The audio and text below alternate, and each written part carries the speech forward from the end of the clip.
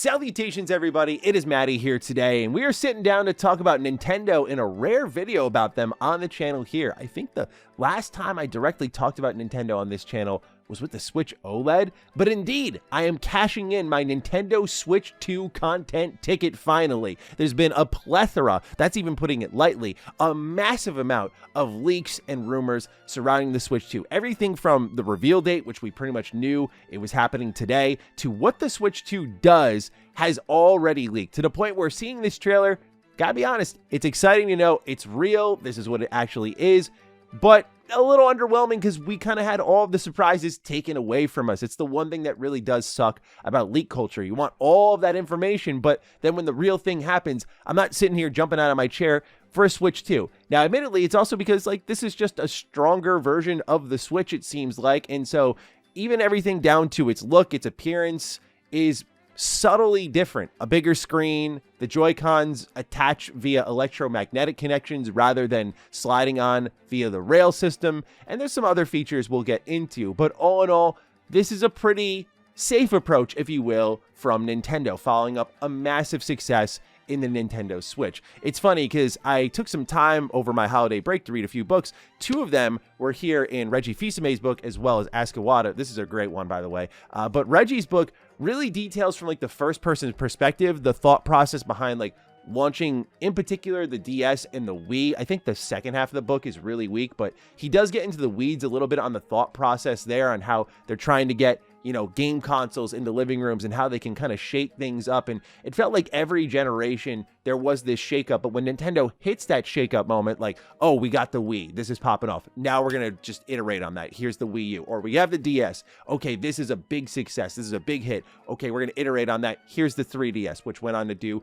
really well too, and so on and so forth. So this was pretty much the expectation at the end of the day, but I was hoping for a surprise in all of this, and maybe this C button, which we'll talk about in a moment, is that surprise. It seems like Nintendo's catching up to the times a little bit, but nonetheless, I have more speculation than anything for this video that I just wanted to share with you all. Of course, I'll talk about what we actually saw in the reveal trailer, but it did leave a lot of questions hanging, hey, why did they announce this so early? We'll talk about that. 2, what games are going to be shown off for this thing sooner than the April Direct? We'll talk about that. What game did get shown off during this trailer? Of course, we'll get into that. What is Back Compat going to look like? Of course, is there going to be an achievement system? We're going to talk about all of that in this video. So ladies and gentlemen, thank you for tuning in. If you're new here and I was going to say, if you want to talk about Nintendo, you're not going to get it much here, but hey, I have Retro Rebound. You can subscribe there where we talk about all sorts of older software and hardware, and Nintendo does come up way more often. Subscribe there if you're new here and you like what you see. Consider subscribing as well. All right. Anyway, let's start off at the top. It's coming out in 2025. We have a new Nintendo Direct happening at the start of April of this year. And the rumor right now is that the system is coming out in June, which makes June a interesting month, as I'll get into with some of my speculation. I found the form factor a little bit boring. I think one of the first things I will purchase for this system is some more colorful Joy-Cons, because it's all black, and I don't know, I liked the whole kind of kid-friendly color scheme of the original Switch with the kind of red and blue Joy-Cons, but also easily helped you identify whose controller was whose. And of course, we see that inside the actual electromagnetic connection is the color, so it won't be an issue figuring out whose Joy-Con is who. But I think it gave the system a little more personality. This looks like, this is going to sound stupid, but I think many of you will know what I'm talking about when you look at Nintendo. This looks like a piece of hardware. It is very much a piece of hardware. It doesn't have a lot of fun to it, but no doubt accessory makers for the Switch will have a blast with this thing, and we'll get some really cool, different looking Joy-Cons, and no doubt Nintendo will sell their own to you at a very high price. Speaking of price, we didn't get one. I'm going to ballpark between $400 and $500, but I don't know. The other thing that really stood out to me was how they used the Joy-Cons. I know there was a rumor about it, but the way that the Joy-Con was kind of sliding on the surface like a mouse reminded me of a computer mouse, and I wonder if they're going to try to activate the tablet mode a little bit and have you use the Joy-Con like a computer mouse. That kind of gimmicky stuff does light my fire a little bit, even if I'm going to use it twice. I'm still very interested in that sort of thing, in seeing how that's going to function and what games can be built around that idea. We did see a new Mario Kart game inside this Nintendo Switch 2 reveal. The track looked absolutely massive, and we saw 24 racers. And so there was some speculation that maybe Nintendo saw like F-Zero 99 and its success and wanted to have as many people jammed to a race as possible. My head immediately raced more to the roster. If we're putting 24 racers on the track at once, this roster is probably going to be huge. And it makes me think that they might take like a Smash Bros. Ultimate approach to the kart racing genre. And I think that would be really cool. Because again, if you're like defaulting at 24, I mean, number one, just blue shells from 23rd place is going to suck. But also just the idea, the pure idea of just loading up those tracks with all these different characters, all these different kart racing guests could be really cool. No doubt like Mario has enough characters to, I think, fill that roster out more, but I'm just thinking of like other additions that could show up there, like Sonic from like Sonic Riders even, like that would be really cool. Obviously Sega has their own kart racing game, so maybe there's some guest appearances there. I don't know. Again, this is where the fun speculation kicks in, but seeing 24 racers in a map that big makes me wonder if they're going to do like a kind of open world thing as well, like a career mode in Mario Kart would be really cool. But this is unsurprising. They ported over Mario Kart 8 to the Switch, and it ends up being the best-selling Switch game of that generation. I mean, an insane attachment rate. So yeah, launching with Mario Kart 9 makes a lot of sense. Revealing with Mario Kart 9 at the very least makes a lot of sense. This thing is going to sell like hotcakes. I'm going to pick it up, and it's one of those games that I put hours upon hours into just over the years. It's just, hey, who wants to play Mario Kart? Easy, pick up and play. Anyone can have fun with it, but it's got that depth to it that makes it so addicting. So I'm excited to see what they do with this one. And of course, I'm more excited to know about like a new Smash Bros. Game. That's my Nintendo IP, man. Like, I'm so interested to see after Ultimate, how do you follow that up? But really the only other concrete thing we can talk about with the Switch 2 is the Direct that's happening on April 2nd. And so that kind of leads into the speculation component of this video, because I think I would have had more to say about the Switch 2 if I was seeing it all fresh for the first time right here, right now. But since I've seen it over the course of months and months over all of these leaks, I feel like all of my thoughts are already there and we're all kind of saying the same thing. So let's get into the more interesting part, the leaks, the rumors. What do we got going on here? Well, let's start off with Tweaktown. There's a mysterious C button on the Nintendo Switch, as we saw now in the official reveal, and it is claimed here at Tweaktown that it is tied to a mysterious C button according to data miners. It says that this is called Campus. According to reports, Campus will enable users to engage in group and voice chat with support of up to 12 Nintendo Switch Online users simultaneously. If true, this Campus feature would require a paid subscription for Nintendo Switch Online services, and according to the data miners, there would also be support for screen sharing. For those wondering if Campus will be similar to the Miiverse, it won't be. And for those wondering about Miiverse, it was Nintendo's short-lived attempt at creating a social media network that occurred between the DS and the Wii U. So I like the idea of this whole Campus thing. It does sound like a kind of metagame thing. So I know we had leaks of some sort of full product maybe being built into the Switch. So I'm curious about if it is connected to this C button at all. But this is interesting because it is a rare moment where Nintendo is evolving their online services in a meaningful way. And yes, this is like hilarious because these are basic Xbox 360 features in like the party chat.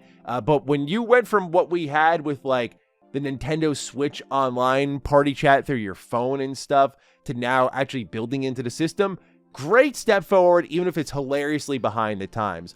I'm also very happy to see screen sharing. I wonder if this is them attempting to like circumnavigate Discord. I would love for them to have Discord integration here on Switch 2. I think it just makes it an even more appealing platform than it already is. So I hope it's built into that as well. But seeing that they have screen sharing, like for me, I stream my games all the time since the PS4 generation. When we were in PS4 party chat, I would always be screen sharing the games I was playing since like 2017, I want to say. Like, it's been a while, and that's like the new way my friends and I share games. And with Discord becoming so prominent, especially in my group of friends, like we'll just hop in a server and any single player games we're playing, we're like streaming, we're watching each other play. Like, it's a weird, almost multiplayer, single player feeling that I almost struggle to think of gaming without. So I do love that Nintendo's getting in on the screen sharing, because I use this feature multiple times a week, and definitely with the Switch supporting it, but knowing that I don't have to go through like the application and everything on like my PC, for example, and setting up the screen sharing that way, that is to me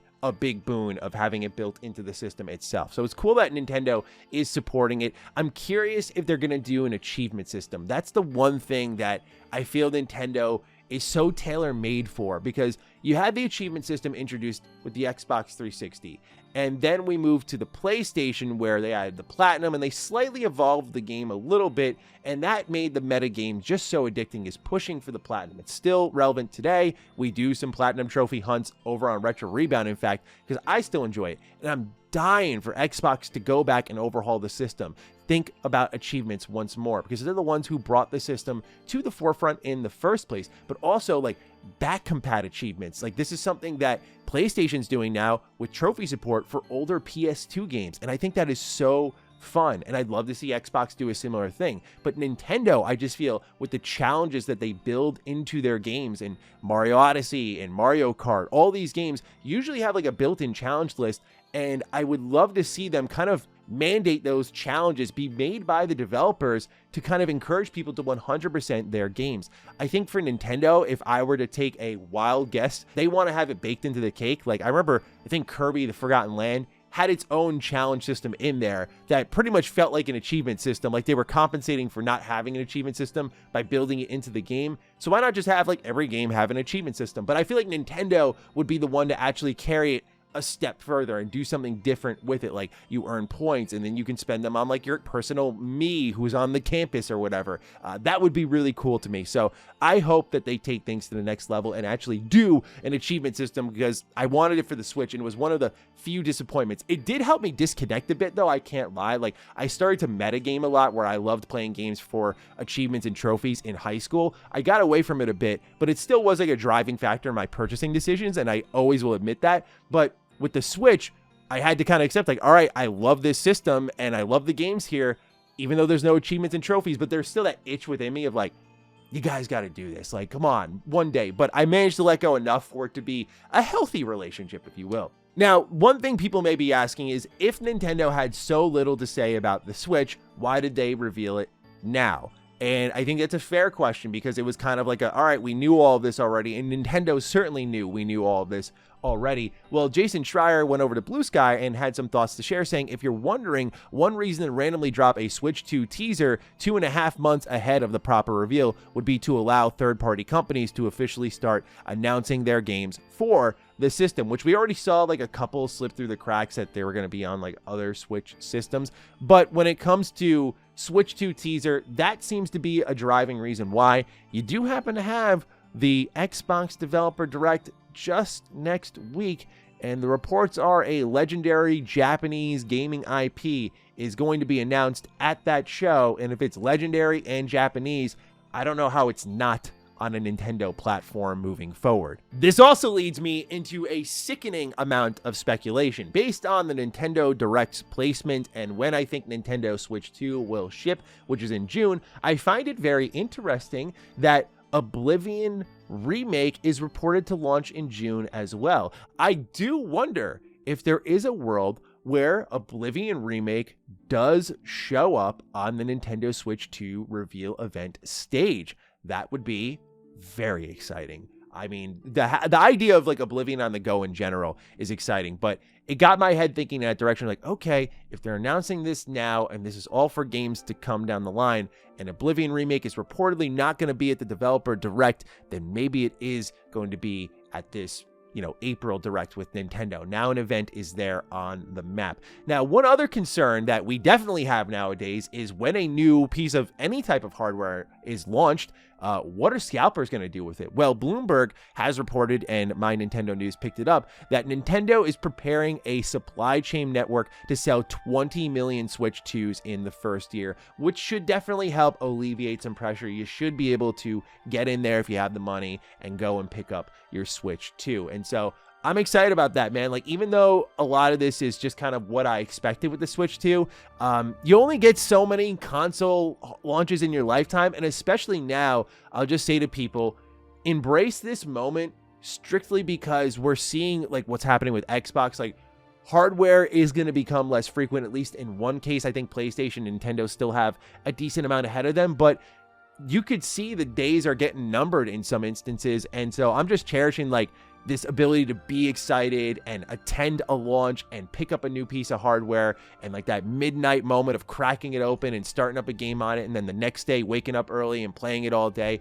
I'm so excited about that sort of stuff. But we still have more speculation before we get into the rest of this. So Pokemon Presents is an event that typically happens around the end of February, and we're getting some leaks surrounding Pokemon Presents. This one comes from Jeff Grubb, where Insider Gaming says Pokemon Legends ZA isn't a Nintendo Switch 2 game, it's claimed. Grubb said that when the next Pokemon Present takes place, likely on Pokemon Day, all the games shown will be developed for the current Switch console. Quote, I did hear that everything in the Pokemon Direct will be positioned as these games are Switch 1 games, Grubb said. They will work on Switch 2, but there will not be anything that is obviously made for Switch 2, which is normal for the Pokemon company, end quote. So obviously, what can those games be beyond Pokemon Legends ZA, which I am really excited about? I loved Pokemon Legends Arceus. I just want to throw that out there. It is embarrassing looking on a visual front, just like Pokemon Scarlet and Violet is embarrassing looking. And that one I am really hoping gets some sort of update for the Switch 2, because on the level of like open world and interacting with Pokemon and the story, like I was really digging what that game was doing, but it was unplayable for me. I put like almost 10 hours into it. I was like, you know what? I can't do this anymore. I can't. I love Pokemon, but I can't do this anymore.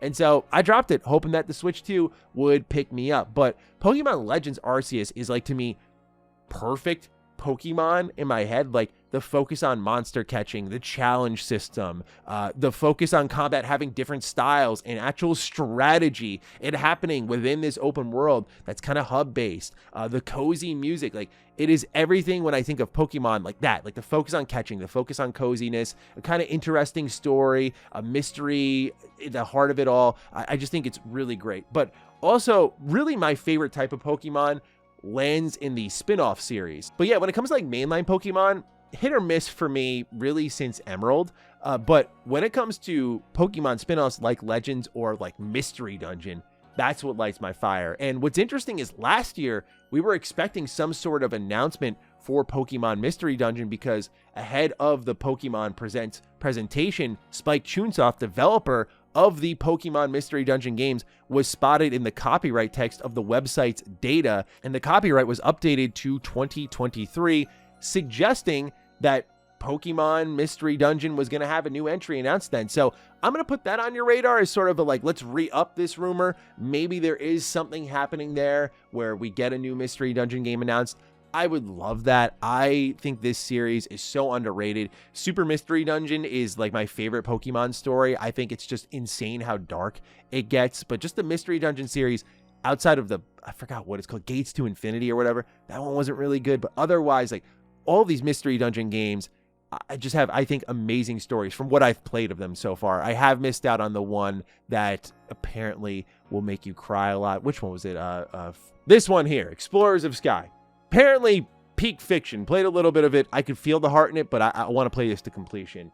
But I love the Mystery Dungeon series nonetheless. And I know that's funny because people are going to be like, you love it so much, you haven't played the best entry in it. But yeah, I grew up having to be very selective of my purchases up until these last few years in adulthood. So pardon moi. Anyway, I've speculated enough. I've shared, I'm looking at my recording time right now, over 20 minutes. I've shared a lot more thoughts on Switch 2 than I thought I had, but a lot of it was speculation driven. And so we'll see what happens when it comes to that Switch Direct in April. Certainly I'll be talking about that here on the channel as well, because a ton of games will be announced, and I'm very much excited for that. But let me know your thoughts on the Switch 2 down below. How are you feeling about the hardware reveal and the rumors surrounding it? Looking forward to getting your thoughts. Other than that, take excellent care of yourselves, and I'll see you in the next one. Stay sexy, stay active. I love you all. Peace.